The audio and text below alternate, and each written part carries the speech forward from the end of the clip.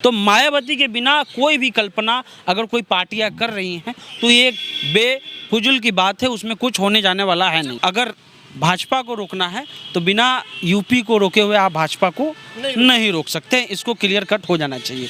और अगर यूपी रोकना है तो आपको मायावती का पैर हाथ पकड़ना ही पड़ेगा या उनको मनाना ही पड़ेगा। मायावती का जो वोटर है ना, उसके माइंड में पहले से ही है कि उसको हाथी पे डालना है। आपसे अगर हम अभी पूछ लें चंद्रशेखर आज़ाद का जो चुनावी सिंबल क्या है, हम लोग के जैसे पत्रकार को भी ठीक से पता नहीं है, लेकिन आप कहीं भी पूछ लीजिए, दानापुर, इस पटना में भी अगर मायावती का अगर कैंडिडेट खड़ा हो जाएगा क्या भाई, तो 5,000-6,000 वोट उसको मिलेगा ही मिलेगा। पटना में भी? हाँ, पटना में हम बोल रहे हैं, हर क्षेत्र में उनका वोट है। तो मायावती के पास एक मजबूत कैडर है। अब यहाँ बीजेपी यहाँ बिहार में प्रयोग कर रही है, लेकिन लालू यादव और नीतीश कुमार का वोट इतना मजबूत है कि इसको टिकाने में बहुत समय लग जाएगा। 23 जून को पटना में विपक्षी दलों की एक बड़ी बैठक होने जा रही है। बैठक में कौन कौन आएंगे ये सभी आप लोग जान चुके हैं, लेकिन दो नाम हैं, उन नामों को इग्नोर करके गठबंधन बनाने की प्रयास हो रही है। सबसे बड़ा नाम माना जा रहा है मायावती, बहन कुमारी मायावती की बीएसपी पार्टी, और दूसरा ओवैसी को लोग सीरियस नहीं लेते हैं, अलग बात है, लेकिन बहन कुमारी मायावती को इग्नोर करके क्या देश लेवल पर एक अलग गठबंधन बनाया जा सकता है। आपने तस्वीरें देखी जब नीतीश कुमार देश के लगभग हर प्रदेश में गए, वहाँ के अलग अलग विपक्षी दलों से मिले, लेकिन मायावती के पास नहीं गए। बहन कुमारी मायावती से उनकी मुलाकात नहीं हुई और 23 तारीख को बैठक होने वाली है। इसमें बात करेंगे। सन्नी जी हमारे साथ हैं, पत्रकार हैं, पटना में लंबे समय से काम कर रहे हैं। बहन जी को इग्नोर करके विपक्षी एकता देश में मजबूत करने की बात हो रही है, क्या ये संभव हो पाएगा?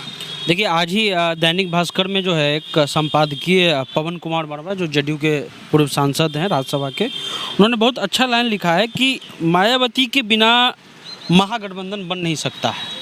ये बहुत क्लियर कट है। जो अगर वोट परसेंटेज देखिएगा तो 17% दलितों की आबादी उत्तर प्रदेश में है और 32% पंजाब में है। आबादी के अनुसार जो है सबसे ज़्यादा अगर संख्या का है तो उत्तर प्रदेश में है। तो बिना इस 17% को लिए हुए आप कैसे जो है बीजेपी को हरा सकते हैं? अगर आप चुनावी आंकड़ा भी उठाइएगा तो पूरा चुनावी उत्तर प्रदेश का विधानसभा का चुनाव आप देख लीजिए, मायावती को 10% वोट आज भी मिल रहा है। यानी 2022 के चुनाव में मायावती को 10% वोट उत्तर प्रदेश में मिला। ये 10% वोट जो है वो मायावती के साथ हमेशा से ही रहा है। हाँ, ये 18 था, इस बार 8%, 9% घटा है। अगर हम ओवरऑल की बात कर लें तो मायावती का जो गठबंधन था दलित, ब्राह्मण और मुसलमान का कॉम्बिनेशन, लेकिन मायावती के बिना अगर कोई चाह रहा है, चाहे वो, आप एक चीज़ जान लीजिए कि अगर भाजपा को रोकना है तो बिना यूपी को रोके हुए आप भाजपा को नहीं रोक सकते, इसको क्लियर कट हो जाना चाहिए। और अगर यूपी रोकना है तो आपको मायावती का पैर हाथ पकड़ना ही पड़ेगा या उनको मनाना ही पड़ेगा। पिछले बार लोगों ने कहा कि पिछले बार तो गठबंधन हुआ, कहाँ असर हुआ? असर हुआ। उतने मोदी लहर के बावजूद वहाँ देखिए कि 15 सीट वहाँ माइनस हो गए। 10 जो है बीएसपी को मिला, 5 जो है वो सपा को मिला, तो 15 सीट तो घटा। लेकिन अगर मजबूती से कांग्रेस के साथ ये रहता तो वो सीट का दायरा और घट सकता था। उत्तर प्रदेश में ये कहा जा रहा है कि उत्तर प्रदेश में जिनको प्राथमिकता दी जा रही है उनसे ज़्यादा सीट लोकसभा में बहन कुमारी मायावती का है। हाँ, नो डाउट, इसमें सपा से ज़्यादा है। सपा से है, क्योंकि पिछले बार जो वोट ट्रांसफ़र हुआ क्या कि अखिलेश का जो वोट है वो मायावती में ट्रांसफ़र हो गया, लेकिन मायावती का जो वोट था वो अखिलेश में ट्रांसफ़र नहीं हो पाया। फिर भी 15 सीट लाना एक अपने आप में उस मोदी लहर में भी एक बड़ी बात है। इस बार के विधानसभा चुनाव में मायावती जी चुनाव लड़ी, कितना सीट आया? 1 सीट। अगर इस विधानसभा चुनाव में अखिलेश यादव लोकसभा की तरह गठबंधन करते तो वहाँ योगी आदित्यनाथ की सरकार खत्म हो जाती। अगर आप वोट परसेंट देखिए, लगभग 130 या 135 विधायक जो हैं वो अखिलेश की जीत करके आए हैं, लेकिन वोट परसेंट देखिए तो 10% मायावती के पास है। उसके अलावा अखिलेश का 10% वोट पिछले बार से बढ़ा है। लेकिन अगर ये गठबंधन जुड़ जाता, सीधा 20% सीधे बढ़ जाता 20%, तो ये असर होता। अगर ऐसा कोई सोच रहा है, नीतीश कुमार सोच रहे हैं, तेजस्वी यादव, लालू यादव सोच रहे हैं कि हम कांग्रेस को बुला करके या और जो है शिवसेना को बुला करके, ये स्टालिन का तो ठीक है, दक्षिण के प्रदेश में तो बीजेपी साफ हो गई है, लेकिन बिना आप हिंदी पट्टी को लिए हुए, क्योंकि उसमें मध्य प्रदेश, गुजरात, छत्तीसगढ़, यूपी, बिहार, यही जो है ना वो बीजेपी का ताकत बन गया। 2017 से पहले इस साइड जो उत्तर भारत है, वहाँ पर बीजेपी कहाँ थी? ऐसा भी तो ये लोग आकलन किए होंगे कि हमारे साथ खड़गे जी हैं, दलित वोट उनकी वजह से ट्रांसफर हो सकता है, संभव है? नहीं, देखिए दलित का जो खड़गे साहब का आया जिक्र, ये अध्यक्ष बनने के बाद आया है। अध्यक्ष बनने के बाद उतनी चर्चा नहीं थी, लेकिन अब चर्चा हो रही है, लेकिन पहले उतनी चर्चा नहीं थी। और उनका एक दलित राजनीति भी कॉन्सेप्ट क्लियर नहीं है उनका कि वो दलित राजनीति ही करते हैं, वो कांग्रेस की राजनीति करते हैं। मायावती का राजनीति साफ है।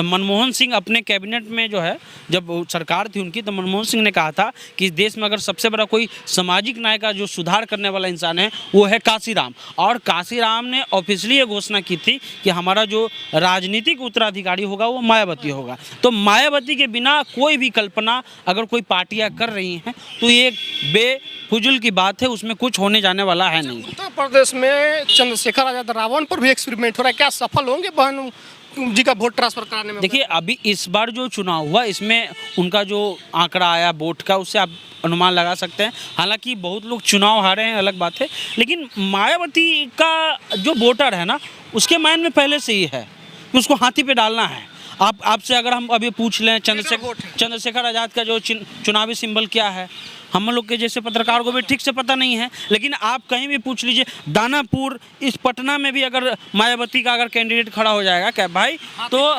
5,000 6,000 वोट उसको मिलेगा ही मिलेगा। पटना में भी? हाँ, पटना में हम बोल रहे हैं, हर क्षेत्र में उनका वोट है। तो मायावती के पास एक मजबूत कैडर है। वो कैडर जब तक वही कैडर बीजेपी को जिता रहा है। आज भी बीजेपी के पास वोट कम है, लेकिन जो विपक्ष में वोट है वो बटा हुआ है। लालू नीतीश के साथ आने से आपको 15 का रिजल्ट दिखा होगा कि कैसे उन लोगों ने सोचा कि अगर हम लोग दोनों मिल जाएंगे तो रिजल्ट 180 तक पहुंच गया। यही चीज़ उत्तर प्रदेश चल रहा था मोदी का, उसमें उसमें उत्तर प्रदेश में बिना मायावती को, और अब किस कारण से मायावती नहीं मिल रही है, बड़ी बात है कि मायावती आखिर क्या कारण है। अब ये भी कहा जा रहा है कि भाई जब उनका कार्यकाल था तो बहुत सारा वो जन्मदिन मनाती थी तो उसको राजकीय उत्सव घोषणा कर देती थी, उस पर भी कई विवाद है, कई ऐसी चीज़ें हैं जो बीजेपी के हाथ है, जैसा कि इस आर्टिकल में लिखा हुआ है। लेकिन एक चीज़ तो क्लियर है, कट है कि मौजूदा राजनीति करनी है तो जेल जाने की राजनीति से जो है ना वो जुड़ाव रखना होगा। जेल जाना होगा तब जाके आप बीजेपी को हरा सकते हैं। जेल जाने का क्या संदर्भ? जेल जाने का संदर्भ ये है कि बहुत नेता हमारे यहाँ, बहुत अभिनेता, बहुत कलाकार, बहुत अच्छे बुद्धिजीवी लोग अभी के ज़माने में इस मोदी सरकार में चुप हैं। कारण ये है कि अगर वो बोलेंगे तो ईडी, सीडी, सीबीआई सब जा सकता है, उसके अलावा उनको जेल भी जाना जा सकता है, तो इसलिए बहुत लोग चुप हैं। यही चीज़ मायावती पे ही, आखिर मायावती क्यों चुप है? इतनी प्रदेश की जो मुखिया, 3 बार की जो सीएम, जिसका 84-85 में जो है वो पार्टी बना और 6 साल 7 साल के अंदर सरकार बन गई उत्तर प्रदेश में, उसका एक विधायक चुन करके आता है, उसके बाद भी मायावती चुप है। तो कुछ ना कुछ तो ऐसा चीज़ है कि वो नहीं बोलना चाहती। अंदरूनी बात कर रहे हैं आप, लेकिन एक तस्वीर काफ़ी वायरल होते रहता है समय समय पर। तेजस्वी यादव उत्तर प्रदेश जाते हैं तो बहन जी का पैर छूते हैं। आज भी जब हम उनके प्रवक्ता से बात कर रहे थे तो वो बोले कि सम्मानीय है, उनका सम्मान है, लेकिन जो बैठक हो रही है इसकी अगुवाई माना जा रहा है कि लालू यादव और नीतीश कुमार कर रहे हैं। तो नीतीश कुमार की तरफ से इग्नोर किया जा रहा है या तेजस्वी यादव? क्योंकि तेजस्वी यादव की पार्टी तो बोल रही है कि हमारे सम्मान है, उनका मान, हम उनका इज्जत करते हैं, बहुत बड़ी नेत्री है।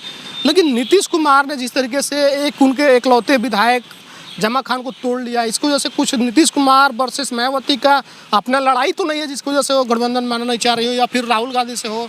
नहीं, ऐसा कुछ नहीं है। देखिए, अप्रोच जो है ना वो दोनों तरफ से होता है। मान लीजिए कि अगर आपको कोई सम्मान दे रहा है तो आपको भी, अगर आपसे कोई हेलो बोलता है तो उधर से हाई का जवाब आता है। तो अगर मायावती की तरफ से कोई जवाब ही नहीं आया, इसका मतलब ये नहीं कि आप नीतीश कुमार और लालू को दोषी ठहरा दें। ये मायावती को सोचना चाहिए ना कि जिस मायावती का इस प्रदेश में जो है, उत्तर प्रदेश में 3-3 टर्म सरकार रहा, जिस मायावती ने उस सिस्टम को बदला, जो दलित समाज हो करके देश के सबसे बड़े प्रदेश की सीएम बनी, सिस्टम को उसने बदला। और ये रिकॉर्ड है, दलित महिला जो सीएम, दुष्कर्म से लेकर के हत्या से लेकर के कानूनी रूप से सबसे अच्छा प्रदेश चलाने के लिए उनको जाना गया, बहुत बेहतरीन सरकार चलाई। आज वो मायावती चुप है तो इसका अगर वो अप्रोच खुद से भी तो उनको करना चाहिए। ऐसा थोड़ी है कि अप्रोच हमेशा जो है वो अगला पार्टी ही करेगा। आखिर मायावती क्यों चुप है? मायावती क्यों नहीं करे? हाल के दिनों में तो एक्टिविटी दिखी है। नहीं, एक चीज़ तो दिखता है ना कि मायावती जी, आप उत्तर प्रदेश में जो नगर निकाय का चुनाव हुआ उसमें भी उनकी वोटों की संख्या अचानक से बढ़ गई। बहन कुमारी मायावती के कई लोग जीत करके आए। देखिए, वोट तो बढ़ा है, लेकिन जो सीटें जीत करके वो आती थी वो नहीं जीत पाई हैं। नगर परिषद का अध्यक्ष जो है, चाहे वो है, ये सब जीत करके नहीं आई। ये सबसे बड़ा कारण है। सपा से ज्यादा वोट आया ये। लेकिन देखिए, हम लोग के यहाँ है ना कि पोस्ट पोल और प्री पोल तो अलग है ही, लेकिन देखा जाता है, अब देखिए 34% में प्रधानमंत्री जी बने हुए हैं, बने हुए कि नहीं बने हुए हैं।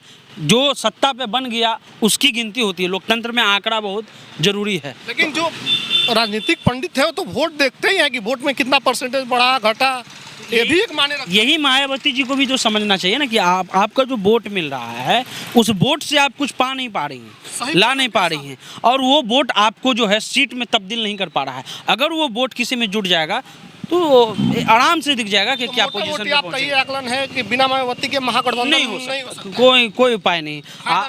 आपको उत्तर प्रदेश तो हराना पड़ेगा ना। देखिए मध्य प्रदेश, आप पंजाब का भी जिक्र कर रहे हैं। हाँ देखिए, पंजाब में तो ठीक है, आम आदमी पार्टी का अच्छा परफॉर्मेंस है, और पंजाब में बीजेपी है भी नहीं, मोहन जी को भी वोट मिला। बीजेपी। हम ये कह रहे हैं कि जो मोस्टली पार्टी है उत्तर प्रदेश में, इसलिए जरूरी है कि बिना मायावती जी के कुछ नहीं होगा। अखिलेश भी कुछ नहीं कर सकते हैं, क्योंकि अखिलेश का जो वोट है वो तो पड़ जा रहा है, मायावती का जो वोट है वो निकल करके हट जा रहा है, लेकिन जो बीजेपी का वोट है वो इकट्ठा होकर एक पर जो है गिर जा रहा है। यही कारण है। आज भी हम कह रहे हैं कि वोट इन लोग से ज़्यादा है। अब यहाँ बीजेपी यहाँ बिहार में प्रयोग कर रही है, लेकिन लालू यादव और नीतीश कुमार का वोट इतना मजबूत है कि इसको टिकाने में बहुत समय लग जाएगा। चलिए, तो हमारे साथ सन्नी थे, इनसे बात हुई कि क्या बहन कुमारी मायावती को छोड़कर उनकी जो पार्टी है बीएसपी, उसको इग्नोर करके महागठबंधन सक्सेस हो पाएगा। तो इनका आकलन है, और एक आर्टिकल भी छपा है आज अखबार में। उस हिसाब से अगर बहन कुमारी मायावती को जो इग्नोर करेगा, महागठबंधन बनाने के बाद भी सफलता नहीं मिलेगा, क्योंकि उनका जो वोटर है वो खिसकने वाला नहीं है। उनकी विधायक बने उनके पार्टी से, नहीं बने सांसद बने नहीं बने, लेकिन उनका जो वोटर है माइंड सेट वाला वोटर है, उनके साथ ही रहता है, कैडर है, लंबे समय से रहा है। यही कारण रहा है कि 2-2, 3 बार लगभग वो सीएम बनी उत्तर प्रदेश की, और उनका जो वोट है कहीं जाने वाला नहीं है। तो मोटा मोटी आकलन है कि अगर महागठबंधन में बहन कुमारी मायावती नहीं आती है तो महागठबंधन को भारी नुकसान भुगतना पड़ सकता है।